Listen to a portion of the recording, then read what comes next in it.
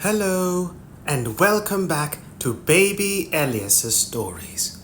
We now return to Oliver Twist by Charles Dickens.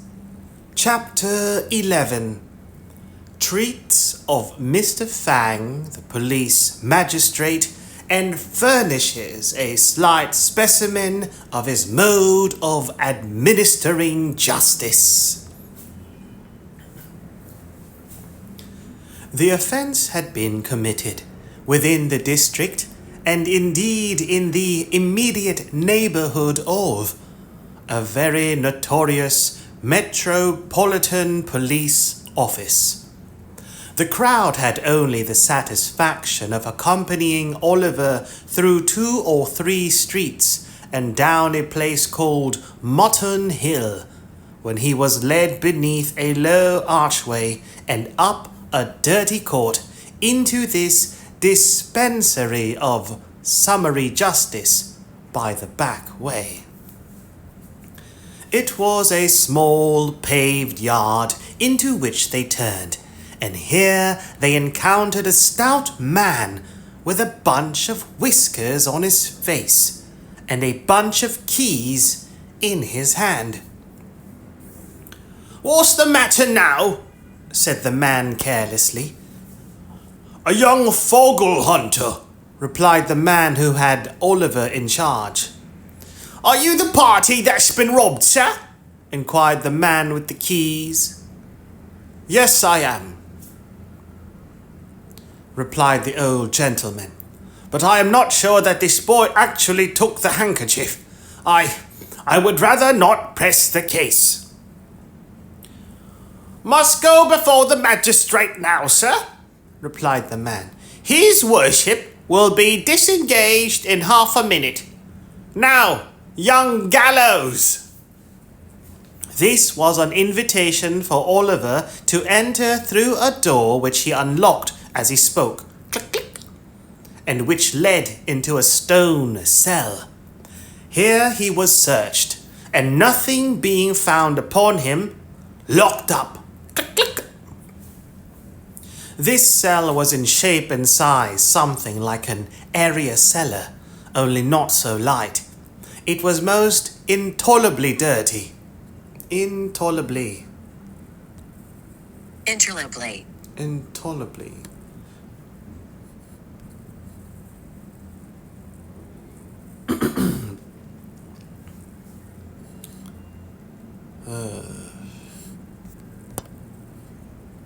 Intolerably dirty. Maybe it's intolerably.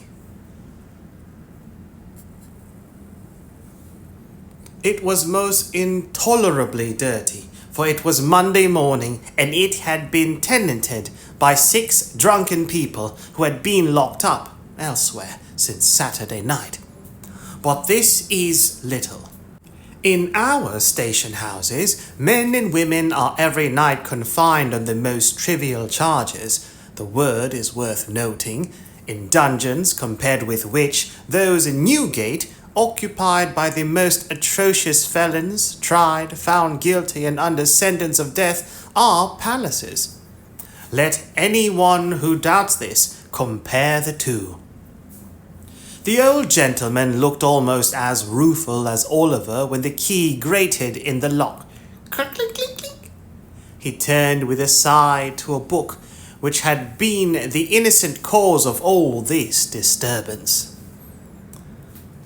"There is something in that boy's face," said the old gentleman to himself as he walked slowly away, tapping his chin with the cover of the book in a thoughtful manner. "Something that touches and interests me. Can he be innocent? He looked like... By the by," exclaimed the old gentleman, halting very abruptly and staring up into the sky. "Bless my soul! Where have I seen something like that look before?" After musing for some minutes, the old gentleman walked with the same meditative face into a back anteroom opening from the yard, and there, retiring into a corner, called up before his mind's eye a vast amphitheatre of faces over which a dusky curtain had hung for many years. "No," said the old gentleman, shaking his head. "It must be imagination." He wandered over them again. He had called them into view, and it was not easy to replace the shroud that had so long concealed them. There were the faces of friends and foes, and of many that had been almost strangers peering intrusively from the crowd. There were the faces of young and blooming girls that were now old women. There were faces that the grave had changed and closed upon, but which the mind, superior to its power, still dressed in their old freshness and beauty, calling back the lustre of the eyes, the brightness of the smile, the beaming of the soul through its mask of clay, and whispering of beauty beyond the tomb, changed but to be heightened, and taken from earth only to be set up as a light, to shed a soft and gentle glow upon the path to heaven. But the old gentleman could recall no one countenance of which Oliver's features bore a trace. So he heaved a sigh over the recollections he awakened. And being happily for himself an absent old gentleman, buried them again in the pages of the musty book. He was roused by a touch on the shoulder and a request from the man with the keys to follow him into the office. He closed his book hastily, and was at once ushered into the imposing presence of the renowned Mr. Fang. The office was a front parlour with a panelled wall. Mr. Fang sat behind a bar at the upper end, and on one side the door was a sort of wooden pen in which poor little Oliver was already deposited, trembling very much at the awfulness of the scene. Mr. Fang was a lean, long-backed, stiff-necked, middle-sized man with no great quantity of hair, and what he had growing on the back and sides of his head. His face was stern and much flushed. If he were really not in the habit of drinking rather more than was exactly good for him, he might have brought action against his countenance for libel, and have recovered heavy damages. The old gentleman bowed respectfully, and advancing to the magistrate's desk, said, suiting the action to the word, "That is my name and address, sir." He then withdrew a pace or two, and, with another polite and gentlemanly inclination of the head, waited to be questioned. Now, it so happened that Mr. Fang was at that moment perusing a leading article in a newspaper of the morning, adverting to some recent decision of his, and commending him for the 350th time to the special and particular notice of the Secretary of State for the Home Department. He was out of temper, and he looked up with an angry scowl. "Who are you?" said Mr. Fang. The old gentleman pointed with some surprise to his card. "Officer!" said Mr. Fang, tossing the card contemptuously away with the newspaper. "Who is this fellow?" "My name, sir," said the old gentleman, speaking like a gentleman. "My name, sir, is Brownlow. Permit me to inquire the name of the magistrate who offers a gratuitous and unprovoked insult to a respectable person under the protection of the bench." Saying this, Mr. Brownlow looked around the office as if in search of someone who would afford him the required information. "Officer!" said Mr. Fang, throwing the paper on one side. What's this fellow charged with? He's not charged at all, your worship, replied the officer. He appears against this boy, your worship. His worship knew this perfectly well, but it was a good annoyance, and a safe one. Appears against the boy, does he? Said Mr. Fang, surveying Mr. Brownlow contemptuously from head to foot. Swear him! Before I am sworn, I must beg to say one word, said Mr. Brownlow, and that is that I really never, without actual experience, could have believed. Hold your tongue, sir, said Mr. Fang peremptorily.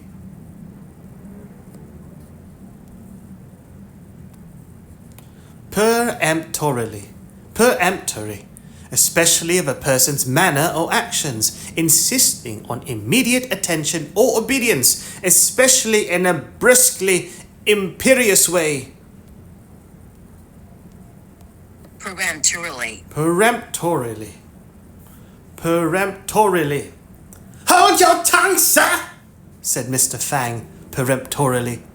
I will not, sir, replied the gentleman. Hold your tongue this instant, or I'll have you turned out of the office, said Mr. Fang. You are an insolent, impertinent fellow. How dare you bully a magistrate? What? Exclaimed the old gentleman, reddening. Swear this person, said Fang to the clerk. I'll not hear another word. Swear him. Mr. Brownlow's indignation was greatly roused, but reflecting perhaps that he might only injure the boy by giving vent to it, he suppressed his feelings and submitted to be sworn at once.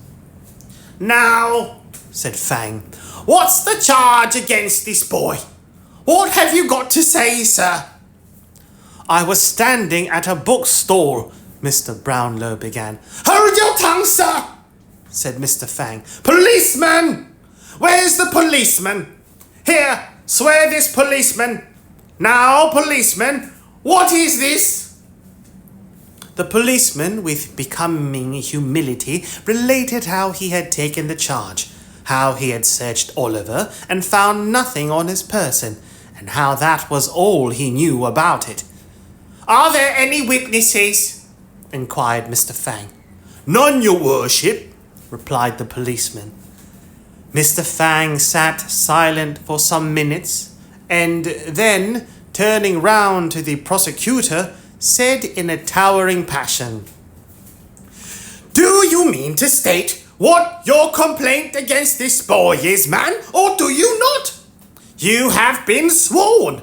Now, if you stand there refusing to give evidence, I'll punish you for disrespect to the bench. I will By what or by whom, nobody knows, for the clerk and jailer coughed very loud, just at the right moment, and the former dropped a heavy book upon the floor, thump, thus preventing the word from being heard, accidentally, of course.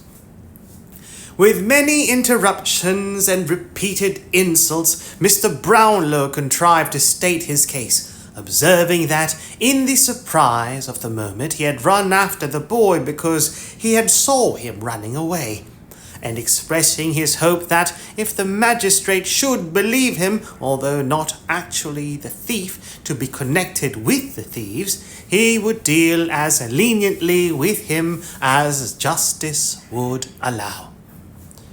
He has been hurt already, said the old gentleman in conclusion. And I fear, he added with great energy, looking towards the bar, I really fear that he is ill. Oh, yes, I dare say, said Mr. Fang with a sneer. Come, none of your tricks here, you young vagabond. They won't do. What's your name? Oliver tried to reply, but his tongue failed him. He was deadly pale, and the whole place seemed turning round and round. What's your name, you hardened scoundrel? Demanded Mr. Fang. Officer! What's his name? This was addressed to a bluff old fellow in a striped waistcoat who was standing by the bar. He bent over Oliver and repeated the inquiry, but finding him really incapable of understanding the question and knowing that his not replying would only infuriate the magistrate the more and add to the severity of his sentence, he hazarded a guess. He says his name's Tom White, your worship, said the kind-hearted thief-taker. Oh, he won't speak out, won't he? Said Fang. Very well, very well. Where does he live? Where he can, your worship, replied the officer, again pretending to receive Oliver's answer. Has he any parents? Inquired Mr. Fang. He says they died in his infancy, your worship, replied the officer, hazarding the usual reply. At this point of inquiry, Oliver raised his head and, looking round with imploring eyes, murmured a feeble prayer for a draught of water. Stuff and nonsense, said Mr. Fang. Don't try to make a fool of me. I think he really is ill, your worship, remonstrated the officer. I know better, said Mr. Fang. Take care of him, officer, said the old gentleman, raising his hands instinctively. He'll fall down. Stand away, officer, cried Fang. Let him if he likes. Oliver availed himself of the kind permission and fell to the floor in a fainting fit. The men in the office looked at each other, but no one dared to stir. I knew he was shamming, said Fang, as if this were incontestable proof of the fact. Let him lie there. He'll soon be tired of that. How do you suppose to deal with the case, sir? Inquired the clerk in a low voice. Summarily, replied Mr. Fang. He stands committed for 3 months. Hard labour, of course. Clear the office. The door was opened for this purpose, and a couple of men were preparing to carry the insensible boy to his cell, when an elderly man of decent but poor appearance, clad in an old suit of black, rushed hastily into the office and advanced towards the bench. Stop! Stop! Don't take him away! For heaven's sake, stop a moment! Cried the newcomer, breathless with haste. Although the presiding genii, Genii, plural form of genie or genius. Although the presiding genii in such an office as this exercise a summary and arbitrary power over the liberties, the good name, the character, almost the lives of Her Majesty's subjects, especially of the poorer class, and although within such walls enough fantastic tricks are daily played to make the angels blind with weeping, they are closed to the public, save through the medium of the daily press. Mr. Fang was consequently not a little indignant to see an unbidden guest enter in such irreverent disorder. What is this? Who is this? Turn this man out! Clear the office! Cried Mr. Fang. I will speak, cried the man. I will not be turned out. I saw it all. I keep the bookstore. I demand to be sworn. I will not be put down. Mr. Fang, you must hear me. You must not refuse, sir. The man was right. His manner was determined, and the matter was growing rather too serious to be hushed up. Swear the man, growled Mr. Fang with a very ill grace. Now, man, What have you got to say?" "This," said the man. "I saw 3 boys, 2 others and the prisoner here, loitering on the opposite side of the way when this gentleman was reading. The robbery was committed by another boy. I saw it done, and I saw that this boy was perfectly amazed and stupefied by it."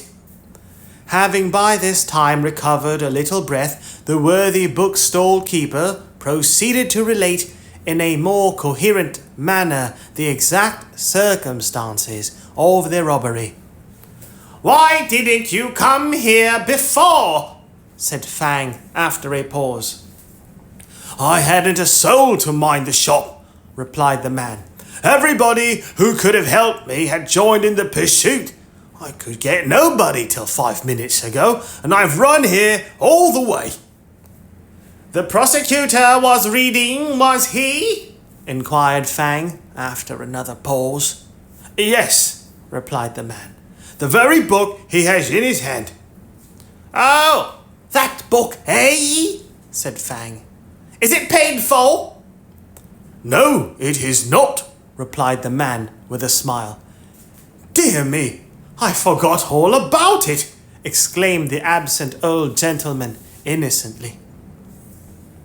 "A nice person to prefer a charge against a poor boy," said Fang, with a comical effort to look humane.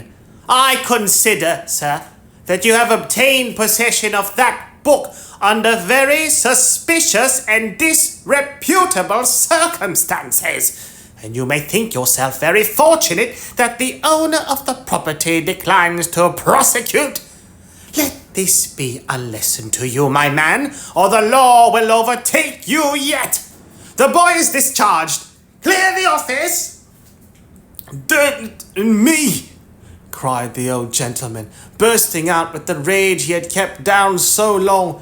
"Damn me! I'll—" "Clear the office!" said the magistrate. "Officers, do you hear? Clear the office!"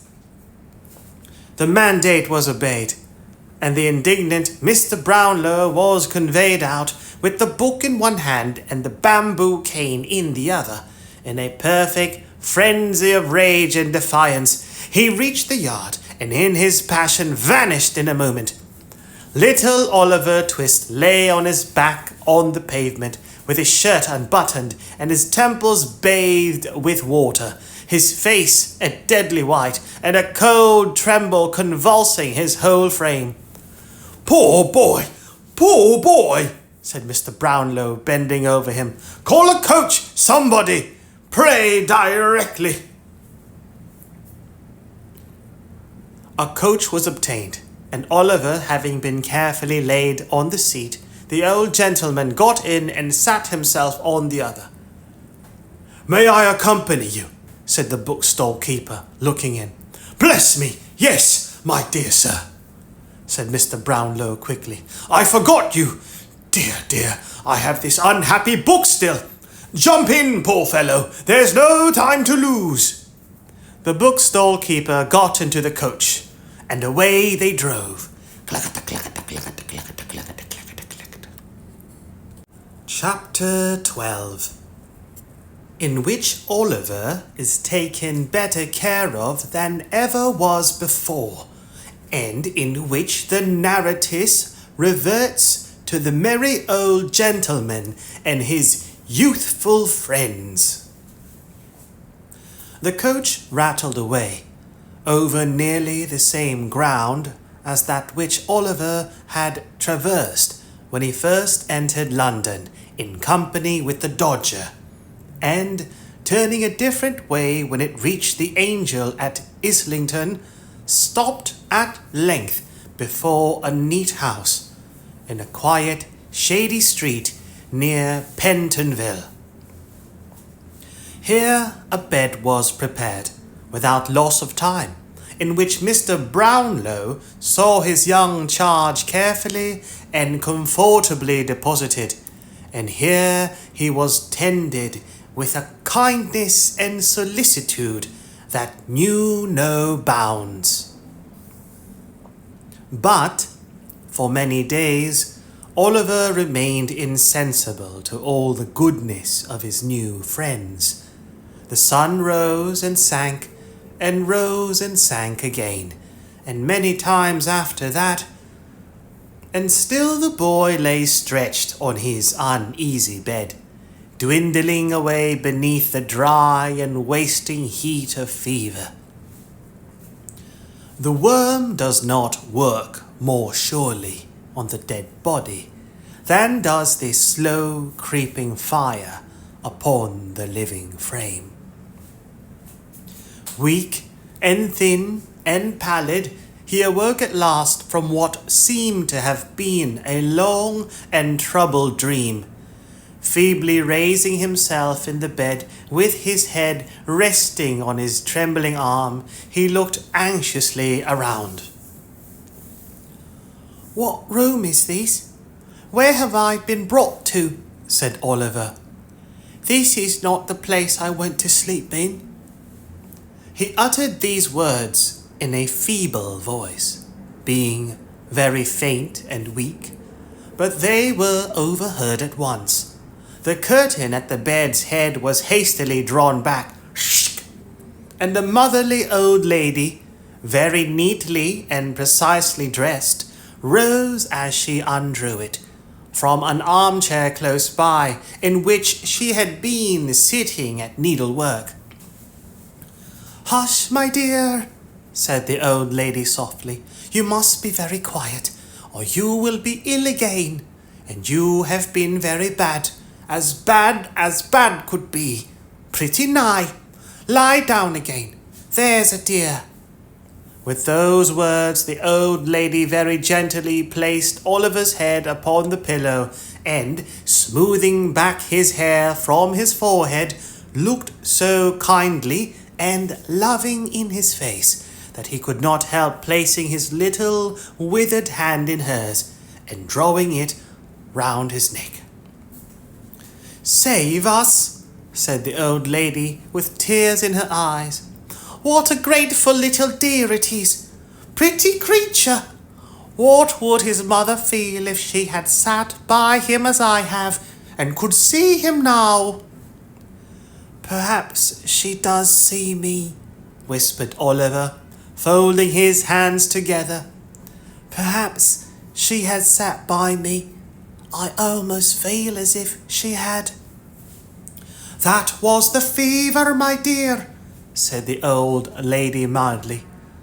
"I suppose it was," replied Oliver, "because heaven is a long way off, and they are too happy there to come down to the bedside of a poor boy. But if she knew I was ill, she must have pitied me, even there, for she was very ill herself before she died. She can't know anything about me, though," added Oliver after a moment's silence. "If she had seen me hurt, it would have made her sorrowful, and her face has always looked sweet and happy when I have dreamed of her." The old lady made no reply to this, but wiping her eyes first, and her spectacles, which lay on the counterpane afterwards, as if they were part and parcel of those features, brought some cool stuff for Oliver to drink, and then, patting him on the cheek, told him he must lie very quiet, or he would be ill again. So Oliver kept very still, partly because he was anxious to obey the kind old lady in all things, and partly, to tell the truth, because he was completely exhausted with what he had already said. He soon fell into a gentle doze, from which he was awakened by the light of a candle, which, being brought near the bed, showed him a gentleman with a very large and loud ticking gold watch in his hand, who felt his pulse and said he was a great deal better. "You are a great deal better, are you not, my dear?" said the gentleman. "Yes, thank you, sir," replied Oliver. "Yes, I know you are," said the gentleman. You're hungry too, ain't you? No, sir, answered the gentleman. Said the gentleman. No, I know you're not. He is not hungry, Mrs. Bedwin, said the gentleman, looking very wise. The old lady made a respectful inclination of the head, which seemed to say that she thought the doctor was a very clever man. The doctor appeared much of the same opinion himself. You feel sleepy, don't you, my dear? Said the doctor. No, sir, replied Oliver. No, said the doctor, with a very shrewd and satisfied look. You're not sleepy, nor thirsty, are you? Yes, sir, rather thirsty, answered Oliver. Just as I expected, Mrs. Bedwin, said the doctor. It's very natural that he should be thirsty. You may give him a little tea, ma'am, and some dry toast without any butter. Don't keep him too warm, ma'am, but be careful that you don't let him be too cold. Will you have the goodness? The old lady dropped a curtsy. The doctor, after tasting the cool stuff and expressing a qualified approval of it, hurried away, his boots creaking in a very important and wealthy manner as he went downstairs. Oliver dozed off again. Soon after this, when he awoke, it was nearly 12 o'clock. The old lady tenderly bade him good night shortly afterwards, and left him in charge of a fat old woman who had just come, bringing with her, in a little bundle, a small prayer book and a large nightcap, putting the latter on her head and the former on the table. The old woman, after telling Oliver that she had come to sit up with him, drew her chair close to the fire, and went off into a series of short naps, checkered at frequent intervals with sundry tumblings forward and divers moans and chokings. These, however, had no worse effect than causing her to rub her nose very hard and then fall asleep again. And thus the night crept slowly on. Oliver lay awake for some time, counting the little circles of light which the reflection of the rush light shade threw upon the ceiling, or tracing with his languid eyes the intricate pattern of the paper on the wall. The darkness and the deep stillness of the room were very solemn, as they brought into the boy's mind the thought that death had been hovering there for many days and nights, and might yet fill it with the gloom and dread of his awful presence. He turned his face upon the pillow, and fervently prayed to heaven. Gradually, he fell into that deep, tranquil sleep which ease from recent suffering alone imparts. That calm and peaceful rest which it is pain to wake from. Who, if this were death, would be roused again to all the struggles and turmoils of life, to all its cares for the present, its anxieties for the future, more than all, its weary recollections of the past. It had been bright day for hours when Oliver opened his eyes. He felt cheerful and happy. The crisis of the disease was safely past. He belonged to the world again.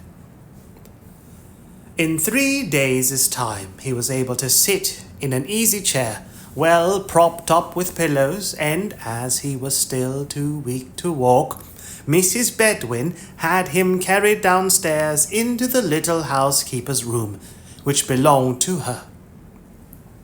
Having him set here by the fireside, the good old lady sat herself down too, and being in a state of considerable delight at seeing him so much better, forthwith began to cry most violently. "Never mind me, my dear," said the old lady. "I'm only having a regular good cry. There, it's all over now. and I'm quite comfortable." "You're very, very kind to me, ma'am," said Oliver.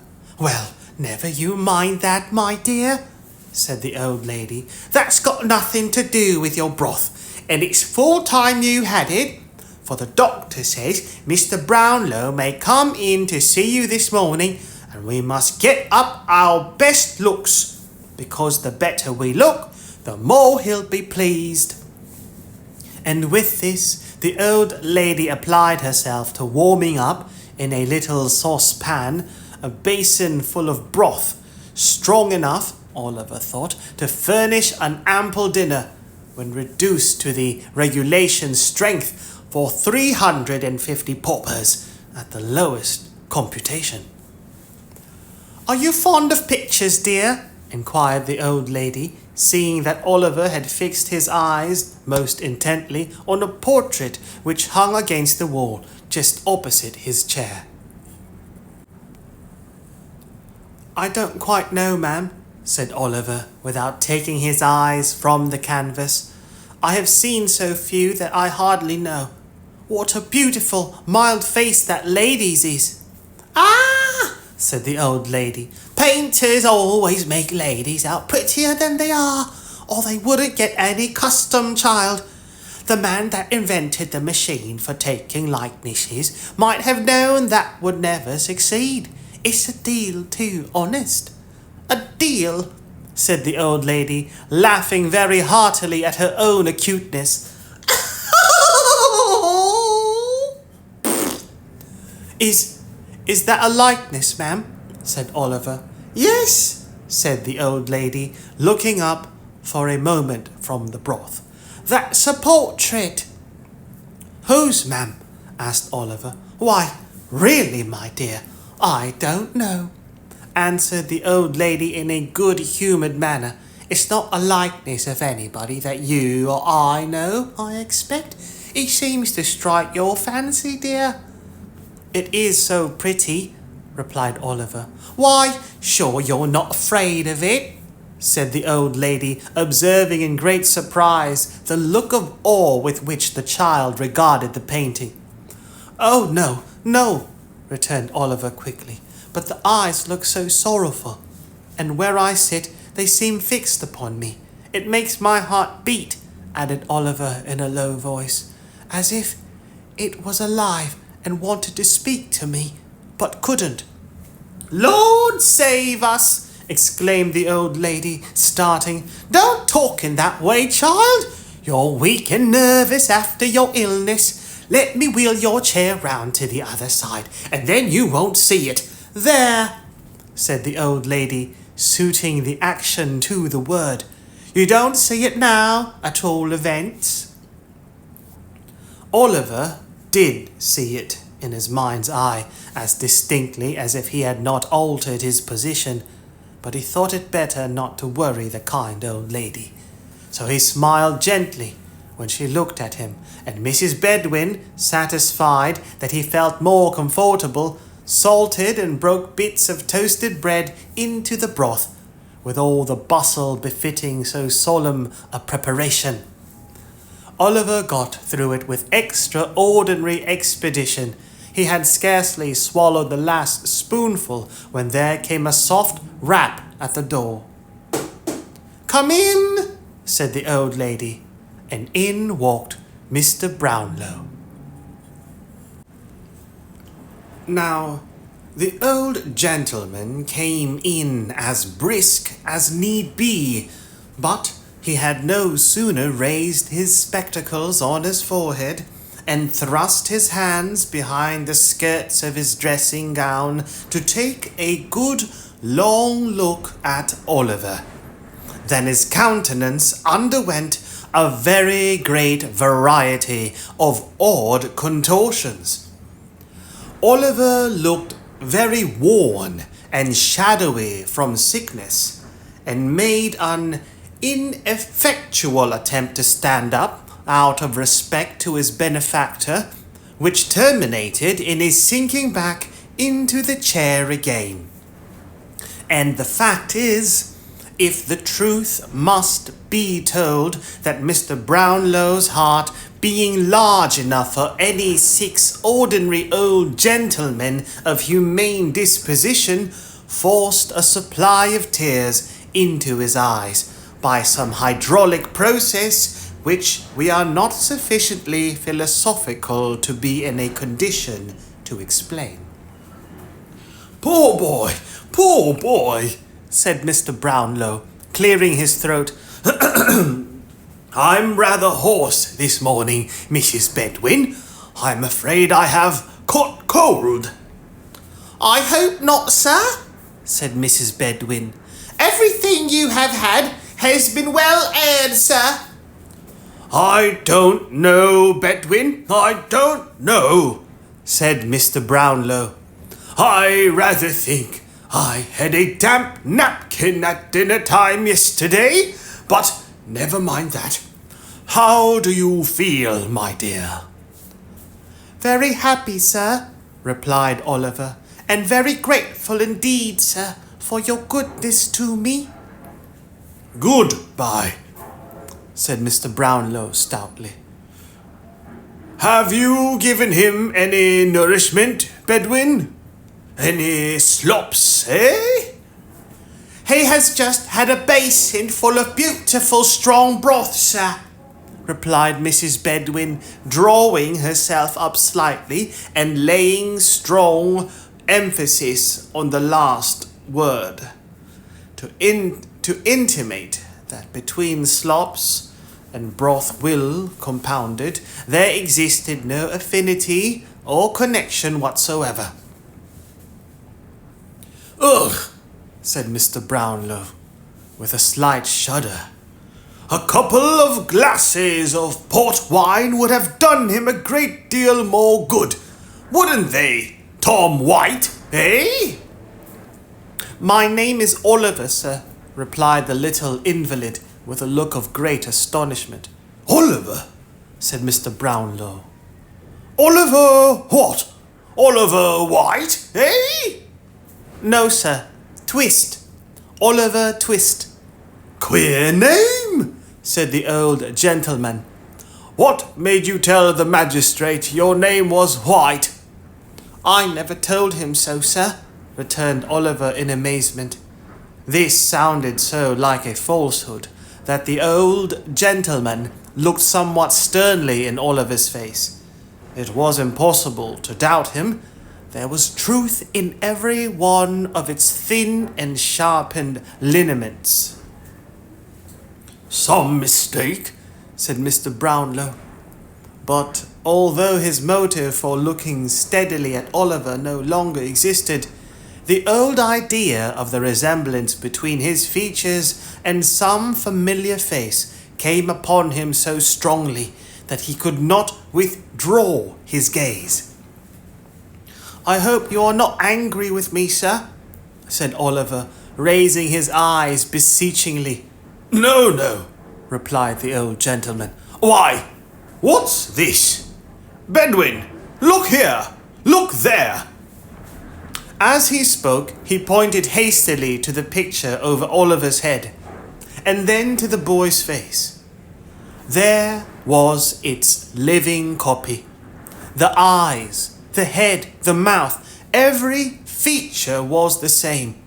The expression was, for the instant, so precisely alike that the minutest line seemed copied with startling accuracy. Oliver knew not the cause of this sudden exclamation, for not being strong enough to bear the start it gave him, he fainted away. A weakness on his part, which affords the narrative an opportunity of relieving the reader from suspense, in behalf of the 2 young pupils of the merry old gentleman, and of recording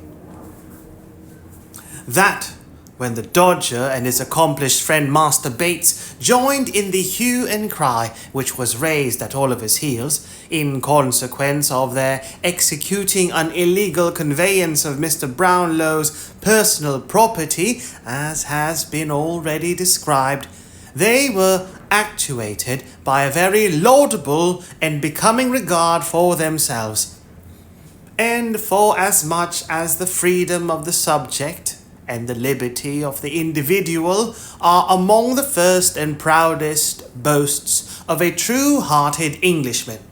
So, I need hardly beg the reader to observe that this action should tend to exalt them in the opinion of all public and patriotic men, in almost as great a degree as the strong proof of their anxiety for their own preservation and safety goes to corroborate and confirm the little code of laws which certain profound and sound judging philosophers have laid down as the mainsprings of all nature's deeds and actions. The said philosophers, very wisely reducing the good lady's proceedings to matters of maxim and theory, and by a very neat and pretty compliment to her exalted wisdom and understanding, putting entirely out of sight any considerations of heart or generous impulse and feeling, for these are matters totally beneath a female who is acknowledged by universal admission to be far above the numerous little foibles and weaknesses of her sex. Foibles. Foibles. Foibles. Foibles. A minor weakness or eccentricity in someone's character. Foible. The weaker part of a sword blade, from the middle to the point. A foible, a weakness.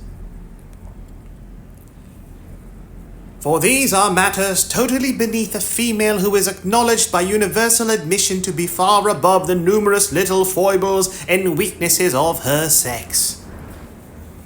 If I wanted any further proof of the strictly philosophical nature of the conduct of these young gentlemen in their very delicate predicament, I should at once find it in the fact, also recorded in a foregoing part of this narrative, of their quitting the pursuit when the general attention was fixed upon Oliver, and making immediately for their home by the shortest possible cut. Although I do not mean to assert that it is usually the practice of renowned and learned sages to shorten the road to any great conclusion, their course indeed being rather to lengthen the distance by various circumlocutions and discursive staggerings, like unto those in which drunken men under the pressure of a too mighty flow of ideas are prone to indulge. Still, I do mean to say, and do say distinctly, that it is the invariable practice of many mighty philosophers in carrying out their theories to evince great wisdom and foresight in providing against every possible contingency which can be supposed at all likely to affect themselves. Thus, to do a great right, you may do a little wrong, and you may take any means which the end to be attained will justify. The amount of the right, or the amount of the wrong, or indeed the distinction between the two, being left entirely to the philosopher concerned, to be settled and determined by his clear, comprehensive, and impartial view of his own particular case. It was not until the two boys had scoured with great rapidity through a most intricate maze of narrow streets and courts that they ventured to halt beneath a low and dark archway. Having remained silent here just long enough to recover breath to speak, Master Bates uttered an exclamation of amusement and delight, and burst into an uncontrollable fit of laughter. flung himself upon a doorstep, and rolled thereon into a transport of mirth. "What's the matter?" inquired the Dodger. roared Charlie Bates. "Hold your noise," remonstrated the Dodger, looking cautiously round. "Do you want to be grabbed, stupid?" "I can't help it," said Charlie. "I can't help it. To see him splitting away at that pace and cutting round the corners and knocking up again the posts and starting on again as if he was made of iron as well as them. And me with the white in my pocket singing out art to him. Oh, my eye!" The vivid imagination of Master Bates presented the scene before him in too strong colours. As he arrived at this apostrophe, he again rolled upon the doorstep and laughed louder than before.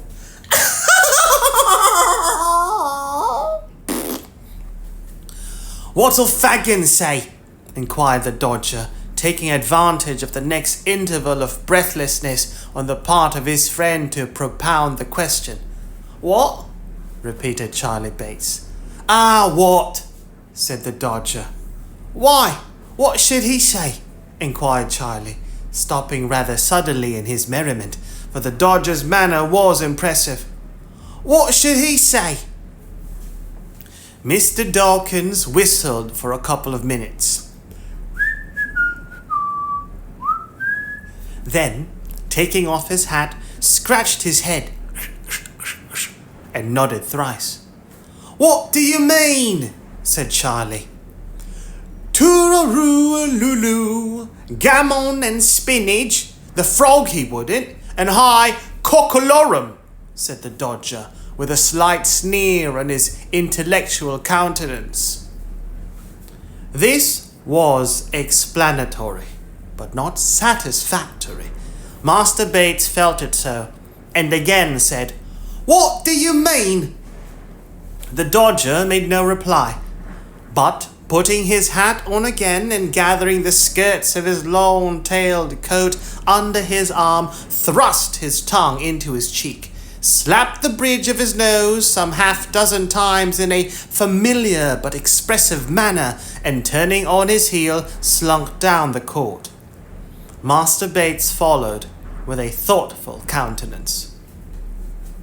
The noise of footsteps on the creaking stairs, a few minutes after the occurrence of this conversation, roused the merry old gentleman as he sat over the fire with a saveloy and a small loaf in his hand. Saveloy. Saveloy. Cervelas.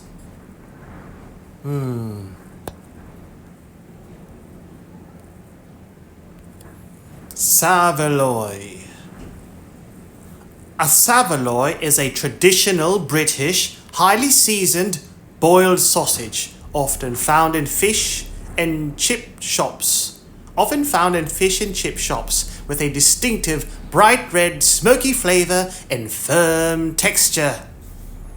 Saveloy.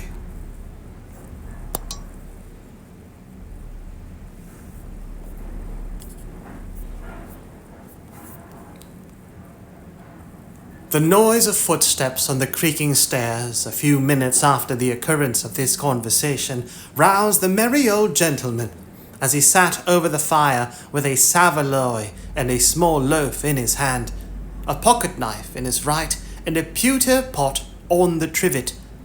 There was a rascally smile on his white face as he turned round, and looking sharply out from under his thick red eyebrows, bent his ear towards the door and listened.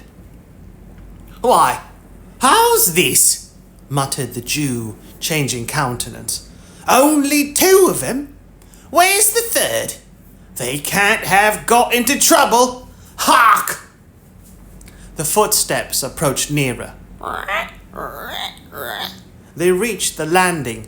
The door was slowly opened, and the Dodger and Charlie Bates entered, closing it behind them. Chapter 13. Some new acquaintances are introduced to the intelligent reader, connected with whom various pleasant matters are related, appertaining to this history. "Where's Oliver?" said the Jew, rising with a menacing look. "Where's the boy?" The young thieves eyed their preceptor as if they were alarmed at his violence, and looked uneasily at each other, but they made no reply. "What's become of the boy?" said the Jew, seizing the Dodger tightly by the collar and threatening him with horrid imprecations. "Speak out, or I'll throttle you!" Mr. Fagin looked so very much in earnest that Charlie Bates, who deemed it prudent in all cases to be on the safe side, and who conceived it by no means improbable that it might be his turn to be throttled second, dropped upon his knees and raised a loud, well-sustained and continuous roar, something between a mad bull and a speaking trumpet. "Will you speak?" thundered the Jew, shaking the Dodger so much that his keeping in the big coat at all seemed perfectly miraculous. "Why, the traps have got him, and that's all about it," said the Dodger sullenly. "Come, let go of me, will you?" And swinging himself at one jerk clean out of the big coat, which he left in the Jew's hands, the Dodger snatched up the toasting fork and made a pass at the merry old gentleman's waistcoat, which, if it had taken effect, would have let a little more merriment out than could have been easily replaced. The Jew stepped back in this emergency with more agility than could have been anticipated in a man of his apparent decrepitude. Decrepitude. Decrepitude, a state of being decrepit, feebleness, dilapidation. The Jew stepped back in this emergency with more agility than could have been anticipated in a man of his apparent decrepitude, and, seizing up the pot, prepared to hurl it at his assailant's head. But Charlie Bates, at this moment, calling his attention by a perfectly terrific howl, he suddenly altered its destination, and flung it full at the young gentleman. "Why, what the blazes is in the wind now?" growled a deep voice. "Who pitched that here at me? It's well it's the beer and not the pot has hit me, or I'd have settled somebody. I might have knowed as nobody but an infernal rich, plundering, thundering old Jew could afford to throw away any drink but water, and not that unless he done the river company every quarter. What's it all about, Fagin? Damn me, if my neck handkerchief ain't lined with beer. Come in, you sneaking warmint. What are you stopping outside for, as if you was ashamed of your master? Come in." The man who growled out these words was a stoutly built fellow of about 35, in a black velveteen coat, very soiled drab breeches, laced up half boots, and grey cotton stockings, which enclosed a bulky pair of legs with large swelling calves, the kind of legs which in such costume always looked in an unfinished and incomplete state without a set of fetters to garnish them. He had a brown hat on his head and a dirty belcher handkerchief round his neck, with the long frayed ends of which he smeared the beer from his face as he spoke. He disclosed, when he had done so, a broad, heavy countenance, with a beard of 3 days' growth, and 2 scowling eyes, one of which displayed various party-coloured symptoms of having been recently damaged by a blow. Come in, d'ye hear?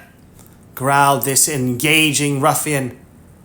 A white, shaggy dog with his face scratched and torn in 20 different places skulked into the room. Why didn't you come in afore? Said the man. You're getting too proud to own me afore company, are you? Lie down.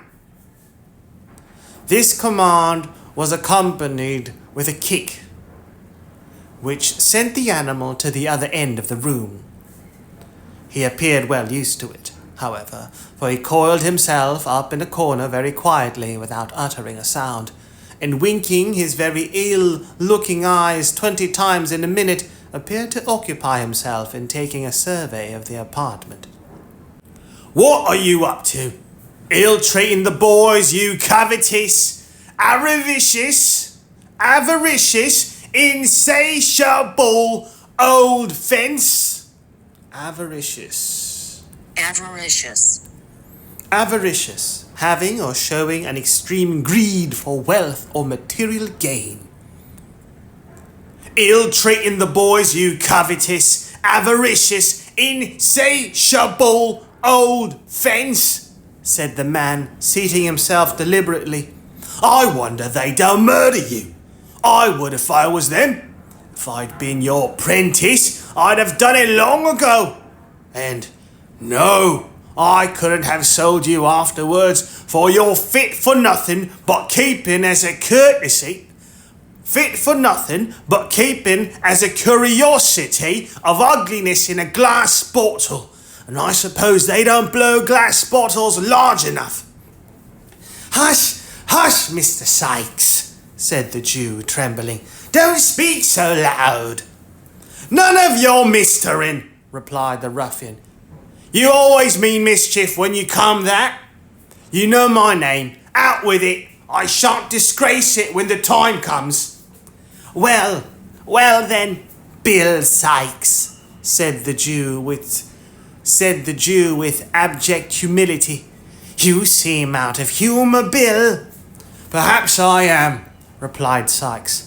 I should think you was rather out of sorts too, unless you mean as little harm when you throw pewter pots about, as you do when you blab and... Are you mad? Said the Jew, catching the man by the sleeve and pointing towards the boys.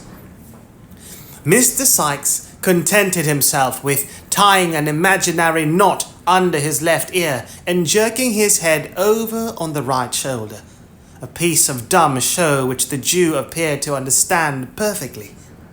He then, in cant terms, with which his whole conversation was plentifully besprinkled, but which would be quite unintelligible if they were recorded here, demanded a glass of liquor.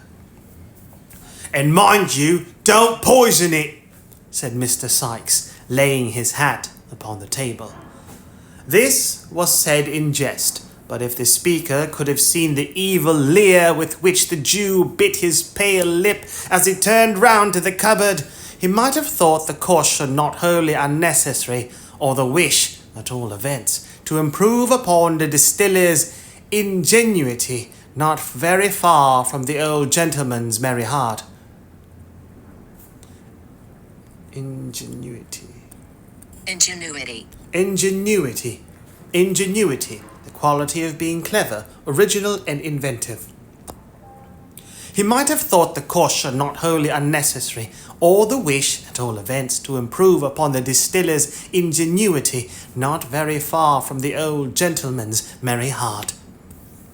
After swallowing 2 or 3 glasses of spirits, Mr. Sykes condescended to take some notice of the young gentleman, which gracious act led to a conversation in which the cause and manner of Oliver's capture were circumstantially detailed, with such alterations and improvements on the truth as to the Dodger appeared most advisable under these circumstances. I'm afraid, said the Jew, that he may say something which will get us into trouble. That's very likely, returned Sykes with a malicious grin. You blowed upon, Fagin. You're blowed upon, Fagin.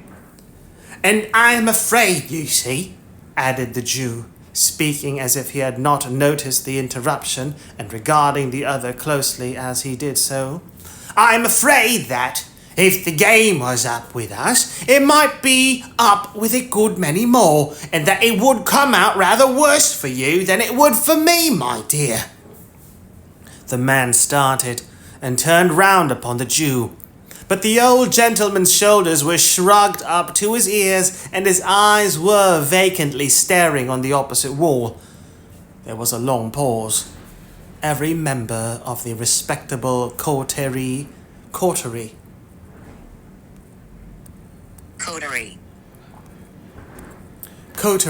a small group of people with shared interests or tastes, especially one that is exclusive of other people. A clique, coterie. Every member of the respectable coterie appeared plunged in his own reflections, not expecting the dog, who by a certain malicious licking of his lips seemed to be meditating an attack upon the legs of the first gentleman or lady he might encounter in the streets when he went out. Somebody must find out what's been done at the office, said Mr. Sykes in a much lower tone than he had taken since he came in. The Jew nodded assent. If he hasn't peached and is committed, there's no fear till he comes out again, said Mr. Sykes. And then he must be taken care of. You must get hold of him somehow. Again, the Jew nodded. The prudence of this line of action indeed was obvious, but unfortunately there was one very strong objection to its being adopted. This was that the Dodger and Charlie Bates and Fagin and Mr. William Sykes happened, one and all, to entertain a violent and deeply rooted antipathy to going near a police office on any ground or pretext whatever. How long they might have sat and looked at each other in a state of uncertainty, not the most pleasant of its kind, it is difficult to guess. It is not necessary to make any guesses on the subject. However, for the sudden entrance of the two young ladies whom Oliver had seen on a former occasion caused the conversation to flow afresh. The very thing, said the Jew. Bet we'll go, won't you, my dear? Where's? Inquired the young lady. Only just up to the office, my dear, said the Jew coaxingly. It is due to the young lady to say that she did not positively affirm that she would not, but that she merely expressed an emphatic and earnest desire to be blessed if she would. A polite and delicate evasion of the request, which shows the young lady to have been possessed of that natural good breeding which cannot bear to inflict upon a fellow creature the pain of our direct and pointed refusal. The Jew's countenance fell. He turned from this young lady, who was gaily, not to say gorgeously attired, in a red gown, green boots, and yellow curled papers, to the other female. Nancy, my dear, said the Jew in a soothing manner, what do you say? That it won't do, so it's no use of trying it on, Fagin, replied Nancy. What do you mean by that? Said Mr. Sykes, looking up in a surly manner. What I say, Bill, replied the lady collectedly. Why, you're just the very person for it, reasoned Mr. Sykes. Nobody about here knows anything of you. And as I don't want him to neither, replied Nancy in the same composed manner. It's rather more no than yes with me, Bill. She'll go, Fagin, said Sykes. No, she won't, Fagin, said Nancy. Yes, she will, Fagin, said Sykes. And Mr. Sykes was right. By dint of alternate threats, promises, and bribes, the lady in question was ultimately prevailed upon to undertake the commission. She was not, indeed, withheld by the same considerations as her agreeable friend, for having recently removed into the neighbourhood of Field Lane from the remote but genteel suburb of Ratcliffe, she was not under the same apprehension of being recognised by any of her numerous acquaintances. Accordingly, with a clean white apron tied over her gown and her curl papers tucked up under a straw bonnet, both articles of dress being provided from the Jew's inexhaustible stock, Miss Nancy prepared to issue forth on her errand. "Stop a minute, my dear," said the Jew, producing a little covered basket. "Carry that in one hand. It looks more respectable, my dear." "Give her a door key to carry in her t'other hand. Give her a door key to carry in her t'other one, Fagin," said Sykes. "It looks real and Genevieve-like."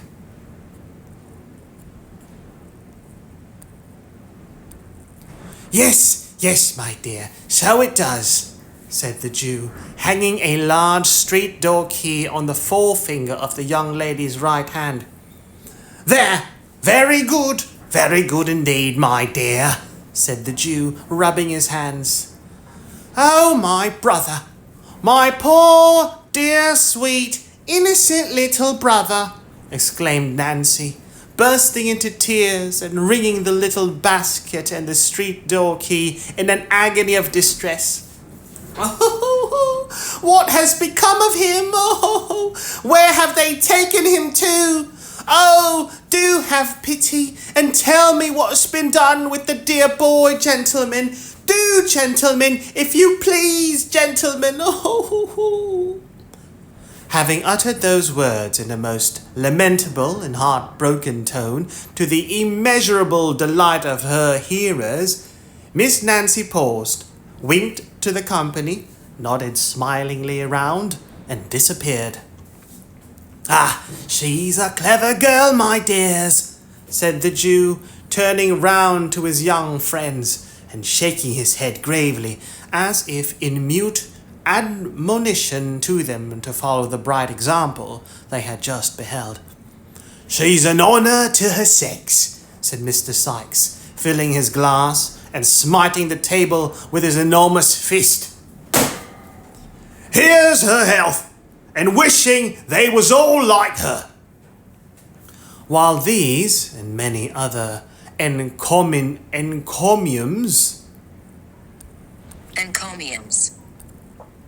encomium, a speech or piece of writing that praises someone or something highly. Encomium, a eulogy. While these and many other encomiums were being passed on the accomplished Nancy, that young lady made the best of her way to the police office, whither, notwithstanding a little natural timidity consequent upon walking through the streets alone and unprotected, she arrived in perfect safety shortly afterwards. Entering by the back way, she tapped softly with the key at one of the cell doors and listened. There was no sound within, so she coughed and listened again. Still, there was no reply. So she spoke. "Nolly, dear," murmured Nancy in a gentle voice. "Nolly."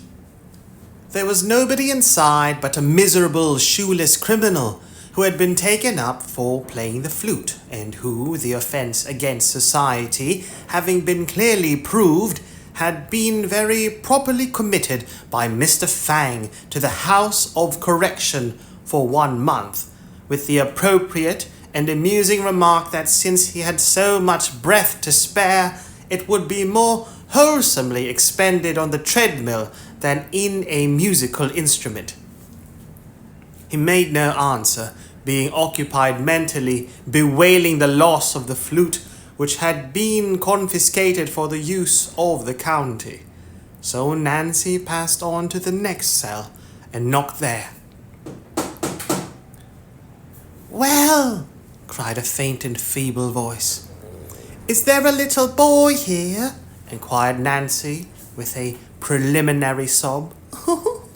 No, replied the voice. God forbid.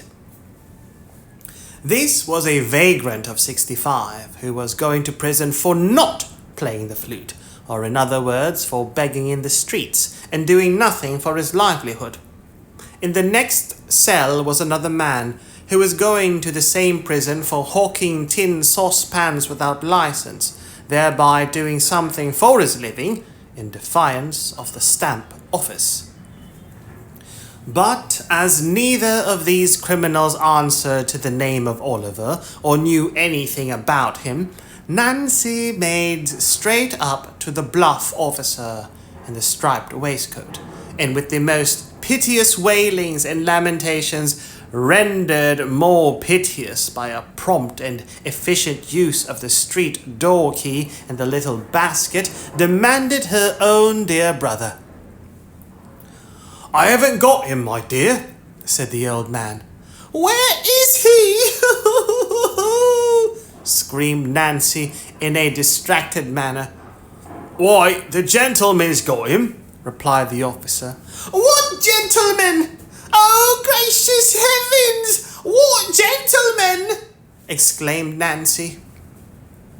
In reply to this incoherent questioning, the old man informed the deeply affected sister that Oliver had been taken ill in the office and discharged in consequence of a witness having proved the robbery to have been committed by another boy not in custody, and that the prosecutor had carried him away in an insensible condition to his own residence, of and concerning which all the informant knew was that it was somewhere in Pentonville, he having heard that word mentioned in the directions to the coachman. In a dreadful state of doubt and uncertainty, the agonized young woman staggered to the gate, and then, exchanging her faltering walk for a swift run, returned by the most devious and complicated route she could think of to the domicile of the Jew. Mr. Bill Sykes no sooner heard the account of the expedition delivered than he very hastily called up the white dog, and putting on his hat, expeditiously departed, without devoting any time to the formality of wishing the company good morning. We must know where he is, my dears. He must be found, said the Jew, greatly excited. Charlie, do nothing but skulk about till you bring home some news of him. Nancy, my dear, I must have him found. I trust to you, my dear, to you and the Artful for everything. Stay, added the Jew, unlocking a drawer with a shaking hand. There's money, my dears. I shall shut up this shop tonight. You'll know where to find me. Don't stop here a minute. Not an instant, my dears. With these words, he pushed them from the room and carefully double-locking and barring the door behind them, drew from its place of concealment the box which he had unintentionally disclosed to Oliver. Then he hastily proceeded to dispose the watches and jewellery beneath his clothing. A rap at the door startled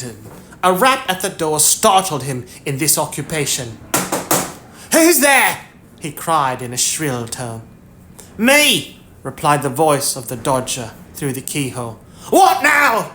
Cried the Jew impatiently. Is he to be kidnapped to the other Ken, Nancy says? Inquired the Dodger. Yes, replied the Jew. Wherever she lays hands on him. Find him. Find him out. That's all. I shall know what to do next. Never fear. The boy murmured a reply of intelligence and hurried downstairs after his companions. Block, block, block, block, block. He has not peached so far, said the Jew as he pursued his occupation. If he means to blab us among his new friends, we may stop his mouth yet.